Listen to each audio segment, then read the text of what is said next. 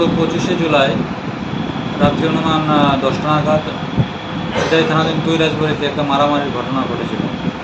সেখানে দানিয়েল দেববর্মা এবং কাথার দেববর্মা দুজনকে খুব ব্রুটালি মারা হয়েছিল। সেই ব্যাপারে 3 জনের বিরুদ্ধে একটা কেস রেজিস্টার হয়েছিল সিধাই থানায়।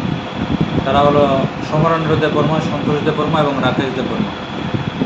যাদেরকে মারা হয়েছিল তাদের মধ্যে থেকে একজন দানিয়েল দেববর্মা গত 1/8 এই মাসের 1 তারিখে জিবি হাসপাতালে মারা যায়।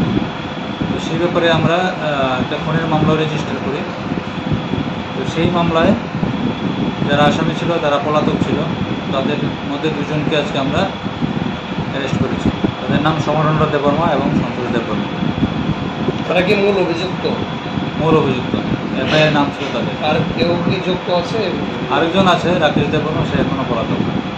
স্যার, 2 জনকে আপনারা কোথা থেকে গ্রেপ্তার করতে সফল হলেন? তাদেরকে আমরা আজকে পেশাতক থেকে নিয়ে এসেছি। কালকে কি কোর্টে ফরওয়ার্ড করা হবে? কালকে কোর্টে ফরওয়ার্ড করা হবে। এই মাসে স্যার, এই ঘটনার পরিপ্রেক্ষিতে এখনো পর্যন্ত এলাকার পরিস্থিতি কোন পর্যায়ে আছে?